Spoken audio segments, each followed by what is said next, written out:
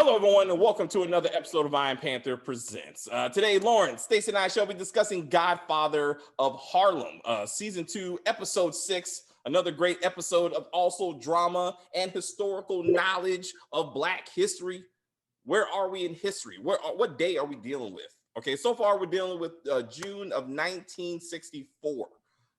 As we begin with the fact that the kidnapping, really, the disappearance of three civil rights supporters, the Freedom Riders in Mississippi, that kind of framed the episode, which did happen in June 1964. They also tacked on Malcolm's speech, a ballot and a bullet, as if it happened around the same time. In fact, didn't. Apparently, it happened in April 3rd, 1964. It actually happened before. He actually gave that speech at a church in Cleveland, Ohio. It was recorded, it was broadcast and everything, but for some reason they wanted to do it in the Harlem cafeteria or whatever of this episode to show he had a crew, I guess. But anyway, the death of the Freedom Riders was an extremely important action in event in the civil rights movement, according to at least history.com, because we're all reading this stuff. That apparently that was the driving force. The fact that, yes, that two white men were also killed in the civil rights movement helped, like the senator from Arkansas, for example, from last episode, and other white people to say the civil rights movement involves us too, and that hopefully that facilitated the passing of the Civil Rights Act in July 1964, and ultimately the bodies of the Freedom Riders were found in August of 1964. So a lot of moments in Black history in the civil rights movement. I was like, wow, I got to learn something. I go back and do some research. But again, Malcolm X's speech was amazing. I mean, even in real life and on the show. Lauren, what'd you think of said speech in the cafe? I thought it was interesting that basically it's the same thing that's going on today. You know what I mean? It's still, I think, the ballot or the bullet. And I think a lot of times people think that either Democrats or Republicans support the Black community, and they don't. They support their own interests. So, you know, we have to fight for ourselves. I see it. It was not a coincidence that they did this episode right after an election. Right. I'm pretty sure. And again, this thing was probably supposed to be aired last year as the election was actually coming up. Mm-hmm. I'm sure that was part of the time it was pushed to 2021. Stacey, what do you think of said Malcolm's speech for unity within the Black community? I do think it was awesome, and I do think it was still relevant for today. However, do we really have men or people in general that are willing to die for what they believe in? I don't see it. That's a fair point. That's a fair point. I think again, for Black people before the Civil Rights Act, especially as unity, they were fighting for a common goal. Like any people, despite their own religious differences, like his speech was, despite I'm a Muslim, you're a Christian, you're a nationalist, we're all Black people in America. It doesn't matter what you do, we all have the common problem. He was able to focus our efforts to a non-Black problem, which was the white man. And therefore the fact that we're not equal to them, and therefore we fight that we can be one. There's some unity in that. And I think the problem with now is that, you know, people try to do the same thing, like with police brutality. Like they're trying to be like, it's racism. It's just like the Civil Rights Act. We have to come together to fight the white man who's killing us through police. Like that, like they're trying to do that. I think it's misguided, but in both situations, as Senator / Pastor Powell pointed out, Black people are not going to make progress until you get the other people to get involved, until you see and show them that they also have a stake in this fight. The Civil Rights Act would not have been passed if it was only a Black issue. That was not going to happen. Like it takes the white, especially in the 1960s, the white man was in charge. I mean, that's a fact. It took white people to be like, yes, I see myself in this, and together we can solve this problem. But Kyle pointed out, no one would have gave a shit if it was 3 black men who got killed in Mississippi. That just would have been another day. And you wouldn't have got the same like national, you wouldn't, the president wouldn't got involved. I don't think he would sent the Marines and the FBI over that, you know what I'm saying, before the Civil Rights Act, before it was an actual hate crime to do this kind of thing. I think he was right about that, unfortunately. And I think that goes back to Mamie's speech. For me, when I saw that, I thought about Mamie's talking down to Amy. That yes, you're looking at your husband's mistress. That's a bit awkward. You have to work with her. But her thing of you're a white woman, you don't understand, you're not affected by this because you're white privilege or what the fuck. Like, these 2 white people were murdered, no different than the black person that they were with. Like, they were affected. Like, people who actually fought in the civil rights movement, no matter what their race, was affected. They were arrested just like us. They were murdered just like us. And you need to acknowledge that. Like, in this situation, these 2 men died no different than the black man they were with. And with that, you were able to say, look, white man, this is your fight too. And like, to some level. That was then though. And how often did that happen? You know what I'm saying? Like, you can, there's only like, we can count the number of white people that were killed because, you know, in civil rights. Now, even today, if I saw a white woman, she stabbed a police officer. They didn't kill her, they didn't shoot her, they didn't beat her. They talked her down and arrested her. So we say, what's up? It's a whole nother issue. The 2 white men, I believe, were Jewish. And then the ongoing theme of the episode were the blacks and the Jews and their kind of commonality and them getting together. Since the KKK hated Jews just as much as blacks, I mean, it really wasn't an issue to kill 2 Jews, I don't believe, versus 2 blonde-haired Scandinavian descendants. Would they have gotten murdered? I don't know. But I mean, obviously at that time, they really did need white people to get on board with their mission. Today, I mean, it would help, but I think we would be kind of misguided to wait for the white man to join us. It is really amongst black people to get together, I think now. Yeah, it's like, where's our black nationalism that Malcolm X was talking about? I don't know. And like, we're still too busy separating ourselves, light skin, dark skin, wealthy, poor, educated, not educated, single mama. You know, it's so many things that we fight over within ourselves that don't really matter in the grand scheme of things. And we have to worry about people makes it harder. What? Okay, what I just thought about when you were talking was Jay-Z, right? So Jay-Z was supposed to be helping black people in the NFL and all of this stuff and helping Kaepernick get back. Where is he at right now? He has totally moved on. They're trying to create a law that says that black players don't deserve the same payout because cognitively they're not equal to white men. So they don't deserve as much money. So yeah. So we also have black people like that who are supposed to be coming in, helping, providing a solution, but really you're only selling out your own people so you could have your own payday.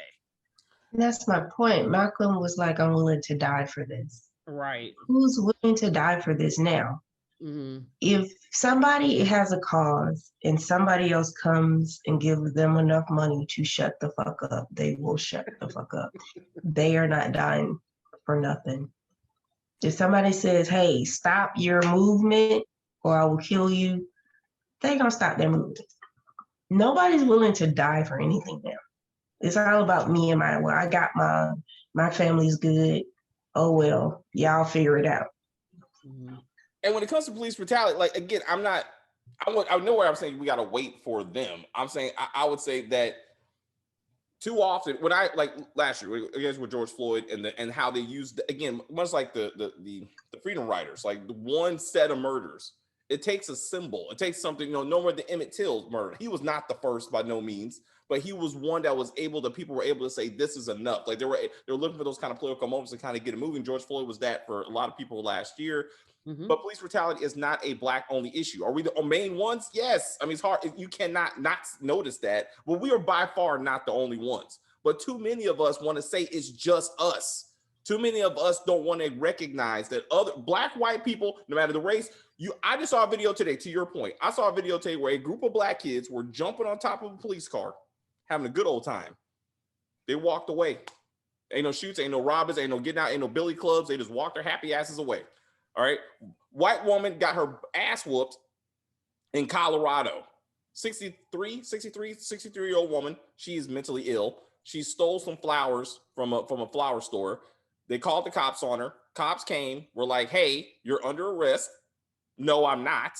Sound familiar? Cops were like, yes, you are. And that turned to her getting her ass whooped.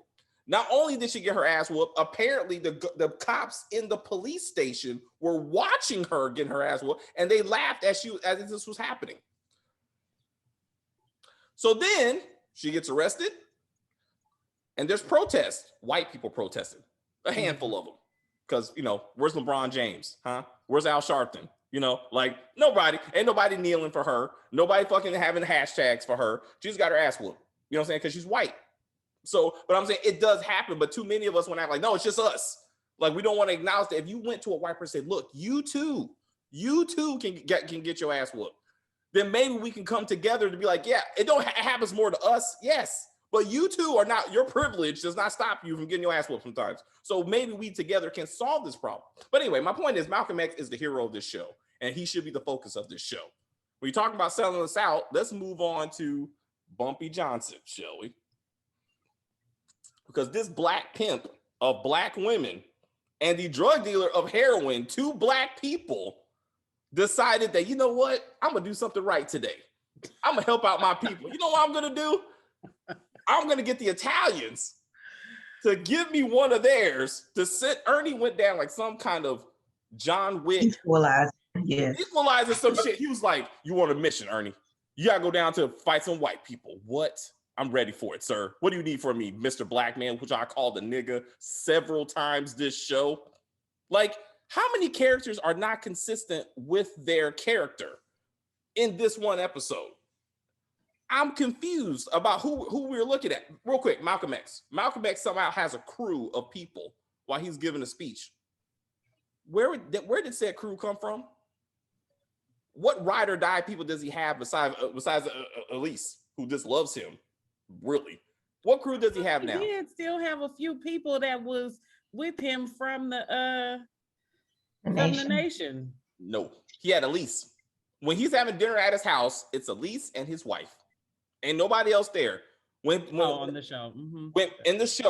When someone from the mosque came to knock on his door, they put a bomb in his car. Mm-hmm. Right? But all of a sudden he has a crew. I'm like, who is this crew? Let's talk about his wife.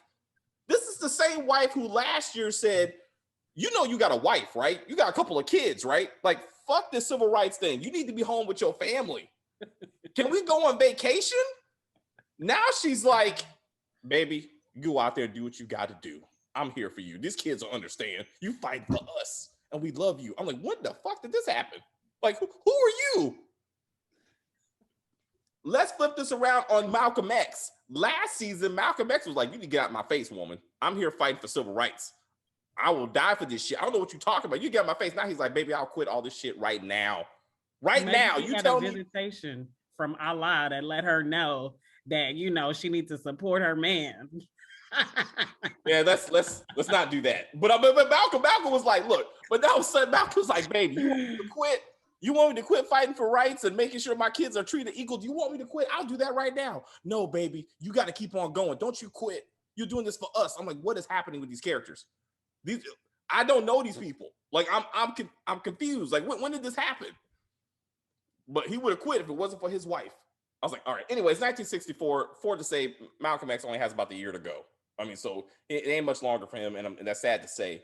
But he definitely needs to be the lead of this show. Anyway, let's get back to Bumpy Pimp Johnson. Shelly, that will be his name from now on. I will not let you forget that this man pimps out black women. And his black wife said, hey, Bumpy, you know why they're trying to arrest you? The drugs. That's what you need to stop doing, those drugs. So pimping black women is okay, baby? Yeah, whatever. It's cool. It's a business, right? She's cool with that. She cool with that. Anyway, so the special prosecutor is back. We asked where the hell he was. So that's cool. Mike, once with the Jewish man smoking cigars, who arrests Chin, who's once again almost, I thought he would start peeing on himself. When he went to the psych ward. So did I. Either that or he was going to start jacking off. If this was BET Plus or Tyler Perry, he would have been like, if this was Tyler Perry, he would have dropped a load on that psychiatrist and been like, blah, I'm crazy. That's gross. That's Tyler Perry.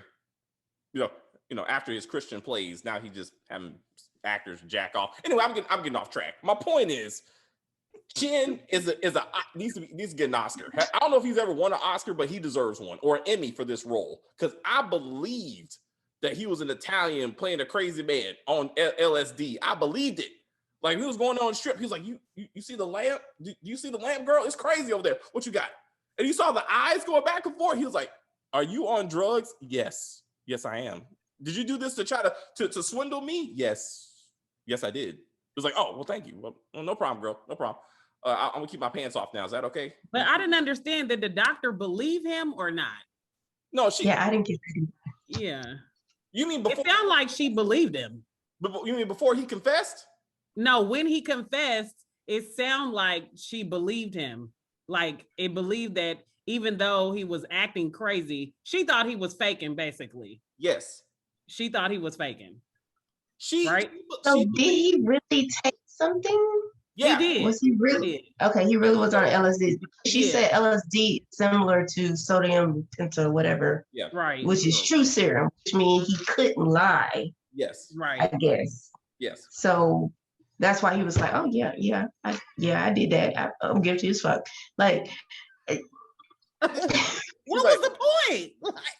The show that, again, he thought he had it under control. Like, he was like, I'm gonna take these drugs. I intimidated the psychiatrist to give me some drugs so I could look crazy.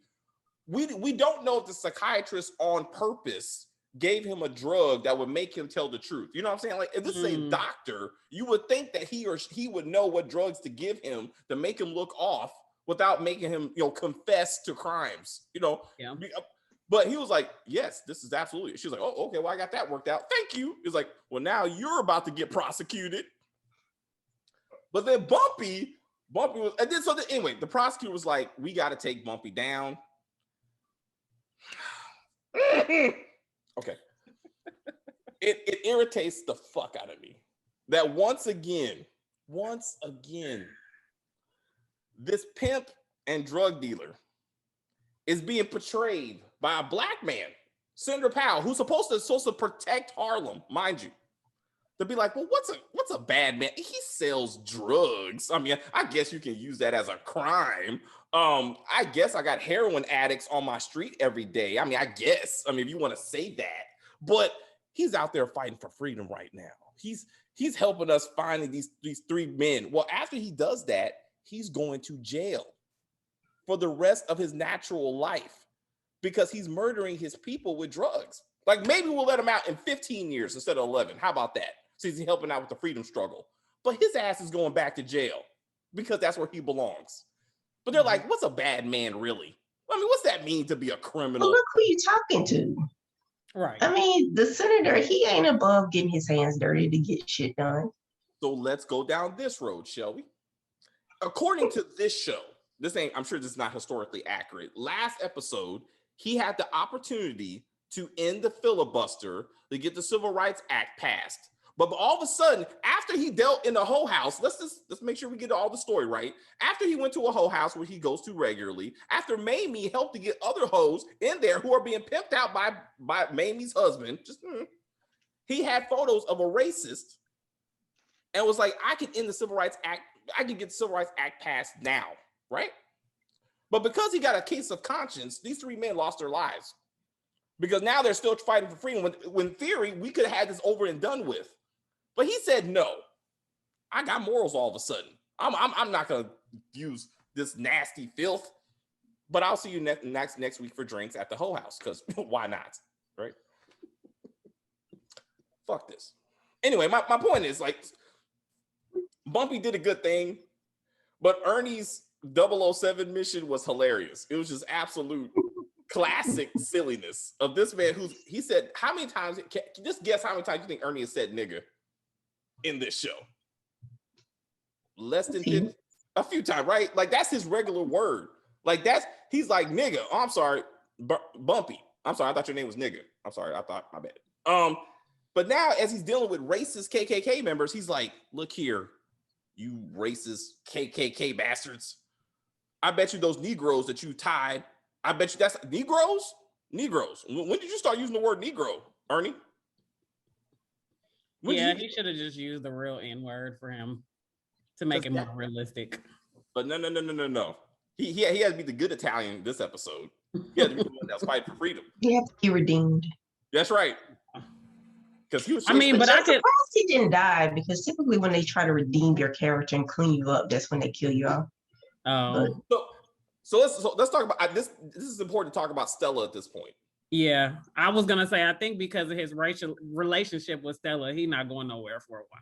No, see, when it's obvious that Stella's the one that's snitching, right? It was obvious to me. Like when they said, "Oh, we got an informant," right? And then Bumpy gets the name of the informant, and he's like, "What the fuck?" I was like, and then the next scene, you see Stella in the kitchen, and she's like, I want Daddy to get what he deserves. I was like, oh, that's that bitch. Like she's about to hurt that shit, right? So I was like, oh shit, she's about to die. And then they send Ernie away. You know, the man who loves Stella, who'll do anything for Stella. I was like, okay, so Chin is like, I need to get her only defense out the way, and then I'm gonna let Bumpy kill my daughter, because I ain't going to jail.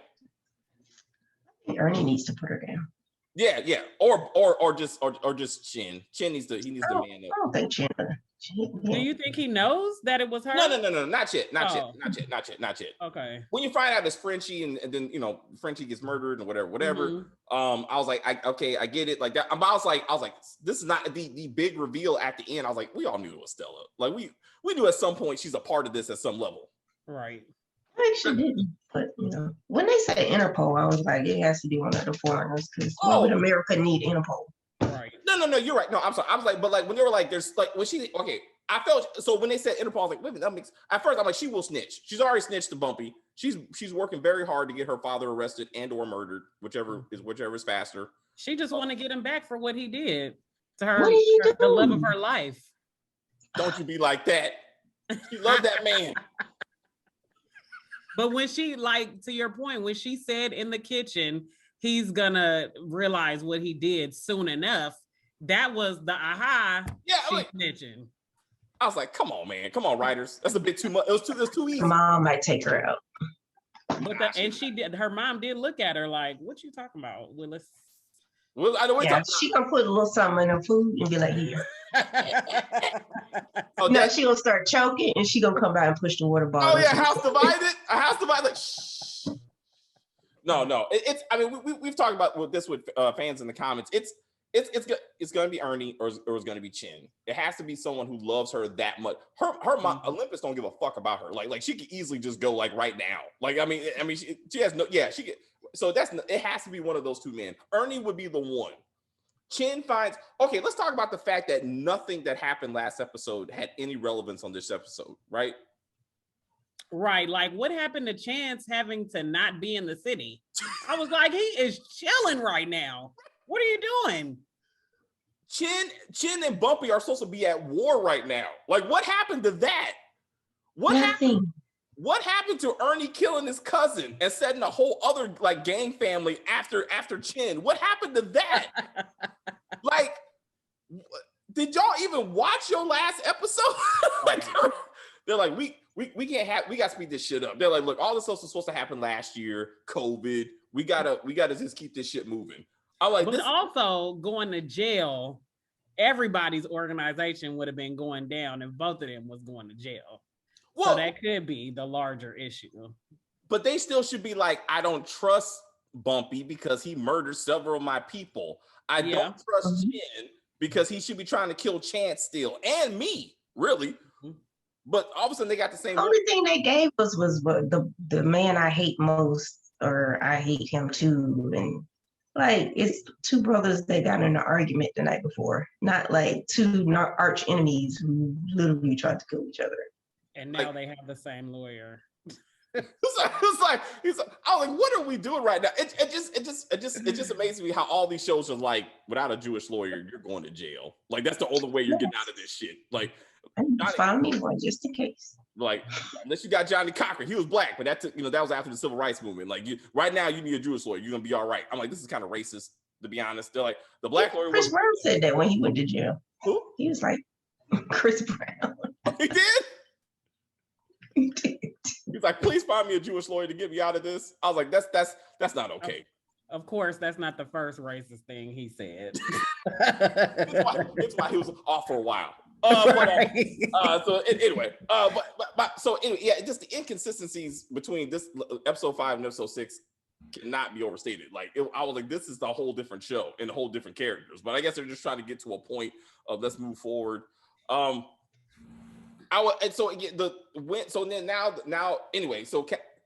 Senator Powell has convinced Mike, the prosecutor.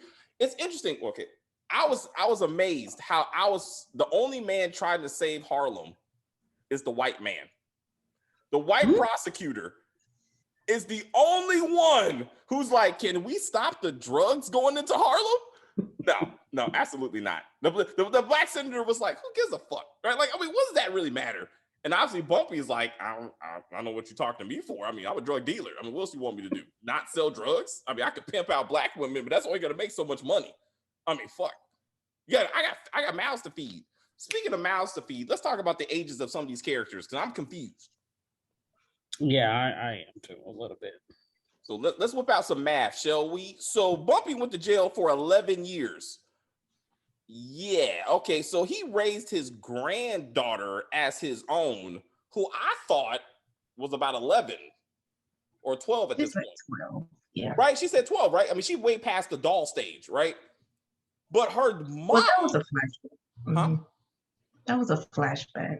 But now her daughter, Elise, I mean, so now Margaret's mom, Elise, is claiming she was 12 when Bumpy went to jail 11 years ago. What? I don't know. She had a kid at 11 because Margaret was 1 when he went to jail. That's right. Mm-hmm. So either these writers messed up, which I hope that's the case. Or they want us to believe that Elise at 11 was out there hooked on heroin, selling her body, and has no idea who her baby daddy is. At 11. If that's the case, Bumpy is a piece of shit and needs to go back to jail. What I'm saying is, he needs to go back to jail, okay? Because like, did you notice like this speech with him sitting in jail? And I felt when he's doing his monologue poem about the pains of being incarcerated in Alcatraz, like he don't know why he's there. You know, he's just a poor black man in America, just going to prison. I was like, I gotta be beat down. He's getting beat down in front of his wife and his granddaughter by the evil white man. Why is that, Bumpy? Because you're a drug dealer. Because you were selling drugs with the Italians and killing your own people. That's why you're in jail, Bumpy. But okay, so in that time, would it have been possible? I just wonder. How often did you see a Black-owned business successful at that level? Because obviously he was making millions of dollars or I don't know. A lot of money. He was comfortable. Yeah, he was making a lot of money because they were like $5,000. The lawyer was like, "Oh, I'm your lawyer now for $5,000." Today, like, that's nothing. That black exploitation has been good to Bumpy Johnson. Right. Like, here you go. So could there be a Black-owned successful business at that level legally without being burned down, destroyed, harassed by white people at that time. Yes. There were, pre-integration, there were many successful Black businesses, But what happened to doctors, them? lawyers, integration. Then Black people stopped shopping with other Black people and stopped shopping with white people because white people shit is better. Yeah, a lot of people think white ice is colder, but a lot of those places also got destroyed too. But to your In certain areas, yes, but that wasn't everywhere. You take a Rosewood or a Black Wall Street, you apply to every city. It wasn't like that in every city. Mm-hmm. Like in the South, Black people had to start their own business. Couldn't get jobs for white people. And they were successful because Black people couldn't shop anywhere else but with other Black people. So if you needed your shoes, you went to the shoe store owned by who? A Black person, because you couldn't get it from the white people. And there was no Amazon. So you had to spend your money with Black people. But now we take our money, as soon as we get it, we go over here and we spend it. So the Black businesses just went out of business. Mm-hmm. But let's not forget that Bumpy's Black economy, which was built on the backs and exploitation of his own people, was constantly being destroyed right now by the same white man that he's working with right now. Like, his businesses were not safe. Whole first season was the Italians fucking up his businesses. Right? So one had nothing to do with the other. So even when he got out of prison, his wife and family are living in the penthouse. I said this to someone in the comments. I'm like, he could have stopped. He could have stopped and said, let me focus on my legit businesses. It took drug money for me to get here, but now I'm here now. Let me focus on that. And not only did he not stop, he expanded his efforts to further exploit other Black people. And with Malcolm X giving a speech of how he's tired of Black exploitation in America, I'm like, we're tired of being victims. I'm like, do you not see the fact that your friend is a part of that system? Like, he is the system.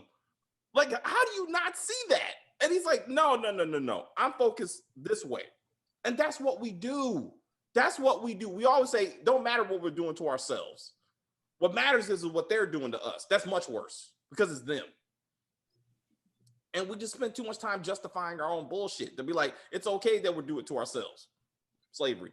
I'm like, no. Bumpy Johnson is not the hero. He's not the hero. He did something right today.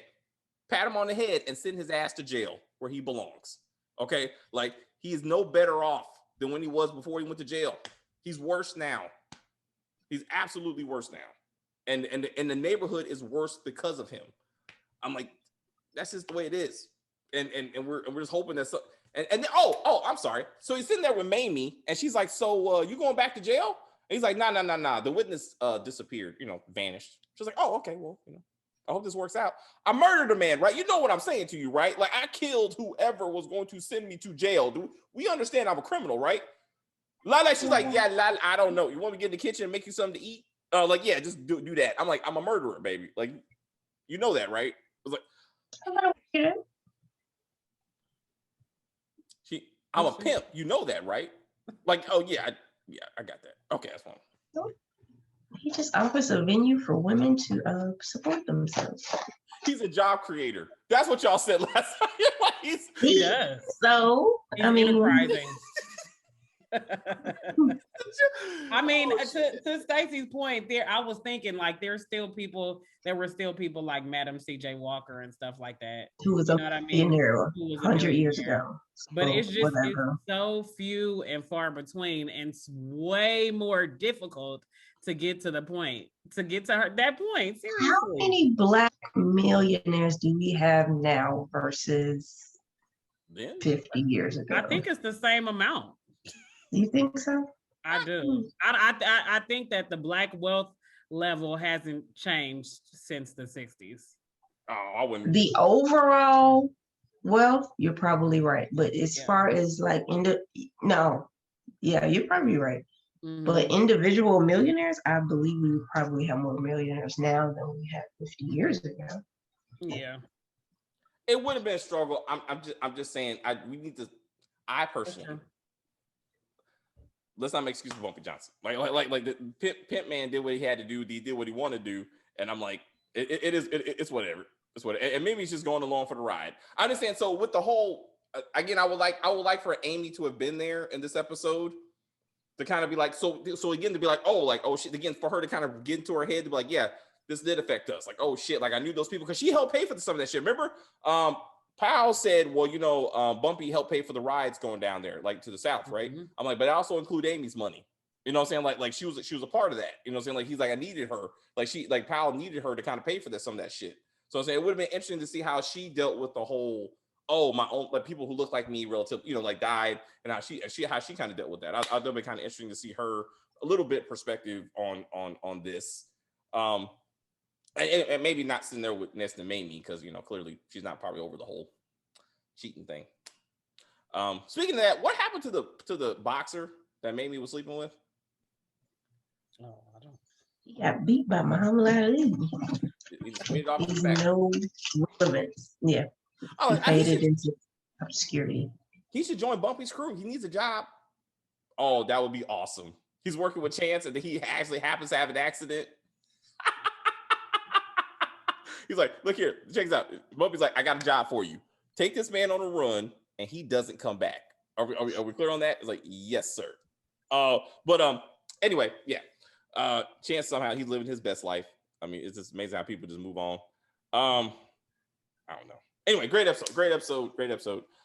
Anything else, Lauren? Before we go, I think that despite the congressman trying to defend a drug dealer as you and Pimp keep drilling into our head. And Pimp, but please.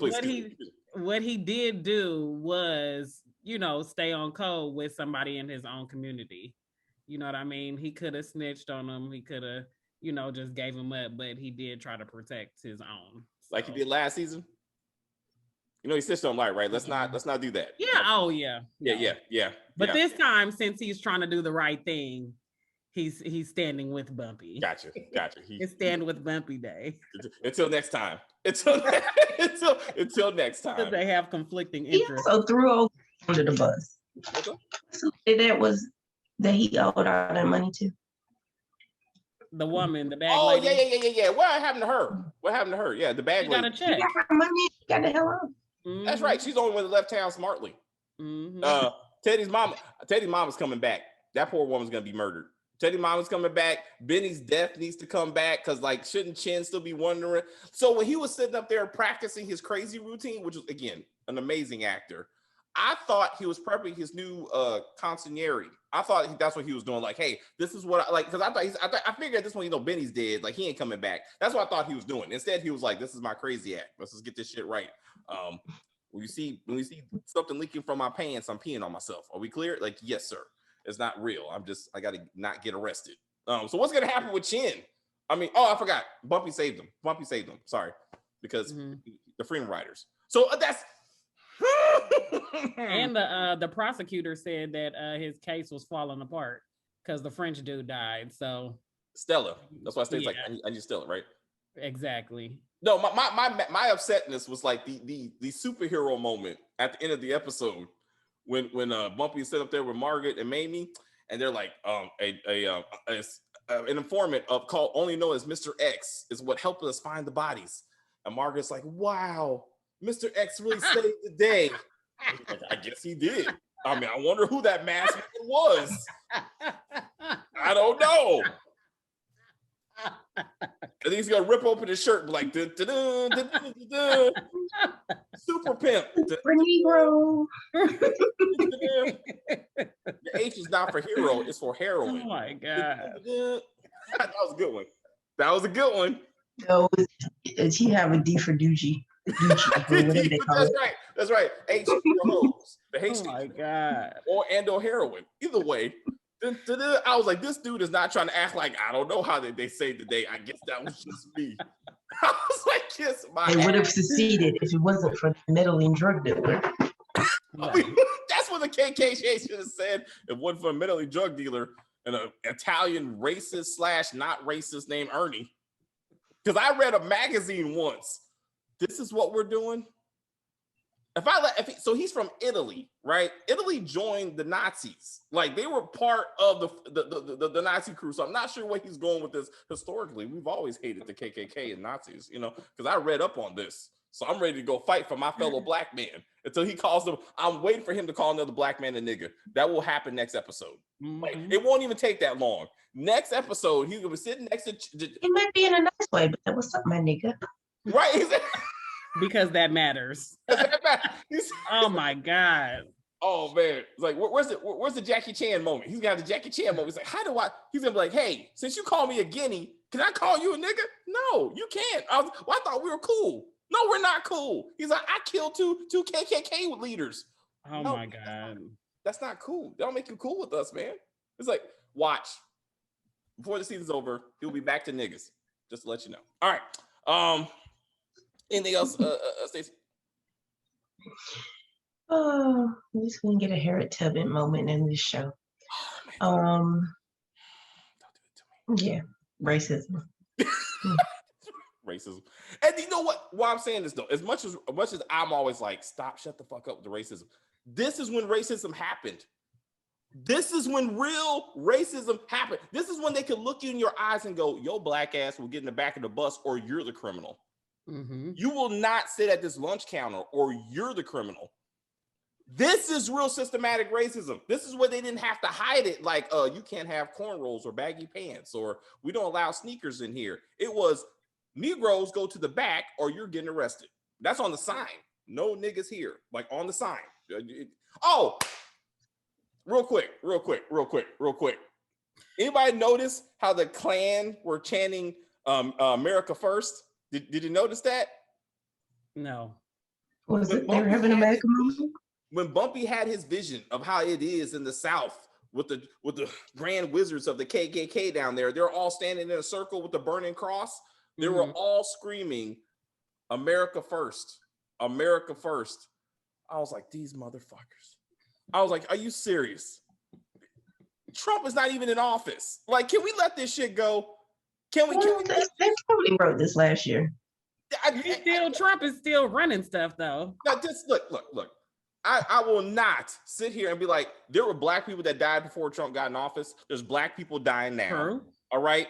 And so many black people died under the Obama administration. They make the Black Lives Matter movement. Like, stop blaming Trump for this shit. Like, get over it. Like, I didn't vote for him the first time or the second time, but he's not the leader of the KKK. That was going too far. No. And if you listen to Biden, he's also doing America first. Just pay attention. The man was like, are saying America first. He said, he was like, when you buy manufacturing, America first. It's a constant American thing. Every president's like, we are first because we're America. You know what I'm saying? Like, despite our racism and whatever, we're still better than y'all because we're America. And I'm like, stop. I was like, why would you? Oh, so fucking mad. I was like, stop it. Like, come on, man. Can I watch another show without hearing Trump? I mean, just shut the fuck up. Like, it was too much. He did radicalize currently. He did radicalize and popularize being racist in the open currently. No. I think he didn't. Did people not? They were still kind of in hiding a little bit. What the? I think so. When Obama first got elected and all them damn crazy people. Let's that's another video. All right.